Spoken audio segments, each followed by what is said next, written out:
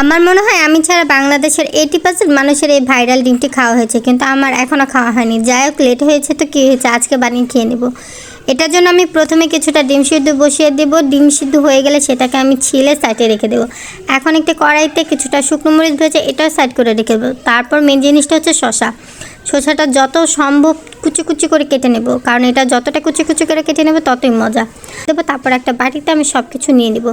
এখানে হচ্ছে শসা, শুকনো মরিচ, ধনেপাতা, তারপর হচ্ছে পেঁয়াজ, কাসুন্দি, চাটনি, এগুলো সব একসাথে ভালো করে মেখে নেব। পর্যাপ্ত পরিমাণে লবণও দিয়ে নিছি আমি, ওইটা আর দেখাতে পারিনি। যাই হোক, তা আমার কাসুন্দি কম হয়েছে, তা আমি আরেকটু কাসুন্দি নিয়ে নিলাম। এখন এটা আরেকটু ভালো করে মেখে সাইড করে রেখে দিয়ে আমি একটা ডিম হালকা একটু কেটে এই চাটনিটা দিয়ে দেবো। এটা দিয়ে উপরে হচ্ছে টমেটো সস, তারপর চাটনি, এগুলো দিয়ে আসলে আমি পরিবেশন করার সুযোগ পাইনি, কারণ পরিবেশন করার আগে সবাই খেয়ে নিচ্ছে। আমি বললাম যে একটা ছবি তুলব, বাট সে তারও সুযোগ পায়নি। যাই হোক, এটা যেমন লোভনীয় তেমন খেতে, মানে এত মজা। একটা ডিম, যারা ডিম পছন্দ করে না, আমার মনে হয় যে তাদের জন্য বেস্ট একটা খাবার হবে। এভাবে দিলে অনায়াসে 2-3টা ডিম খাওয়া যাবে। যাই হোক, আসসালামু আলাইকুম। আমার ভিডিওটা ভালো লাগলে আমাকে পাশে থাকবেন, আমাকে সাপোর্ট করবেন। টাটা।